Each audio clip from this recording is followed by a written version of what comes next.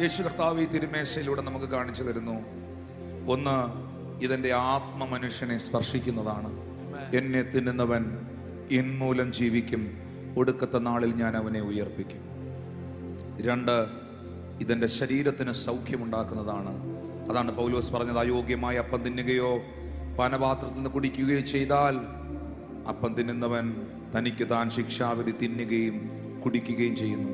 മക്കളെ, ഇത് വ്യവസ്ഥയോടെ എടുത്താൽ, പ്രാർത്ഥനയോടെ ഇത് എടുത്താൽ, വിശുദ്ധിയോടെ ഇതിൻ്റെ ആത്മീക മർമ്മങ്ങളെ തിരിച്ചറിഞ്ഞ് ഞാൻ എന്താണ് പാനം ചെയ്യുന്നത്, ഞാൻ എന്താണ് ഭക്ഷിക്കുന്നത് എന്ന വെളിപ്പാടോടുകൂടെ എൻ്റെ കർത്താവിൻ്റെ ശരീരത്തിനും എൻ്റെ കർത്താവിൻ്റെ രക്തത്തിനും ഞാൻ പങ്കാളിയായി, അതിനോട് ഞാൻ പാർട്ടേക്കറായി ആ വെളിപ്പാടോട് ഇത് സ്വീകരിച്ചാൽ ഇന്ന് പകൽ നിന്റെ ശരീരത്തിലും ആത്മാവിലും ഭയങ്കര ഡെലിവറൻസുകൾ, അത്ഭുത വിടുതലുകൾ സംഭവിക്കും.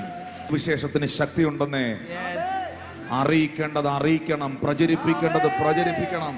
നിങ്ങളുടെ വീടൊരു പ്രാർത്ഥനയുടെ വീടായി മാറണം.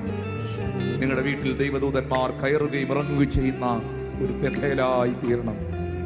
വിശുദ്ധിക്ക് വേണ്ടിയും വിശ്വാസത്തിന് വേണ്ടിയും ഈ കർത്താവിന്റെ വചനത്തിന് വേണ്ടിയും ചങ്കും നെറ്റിയും കൊടുത്ത് നിങ്ങൾ നിൽക്കണം.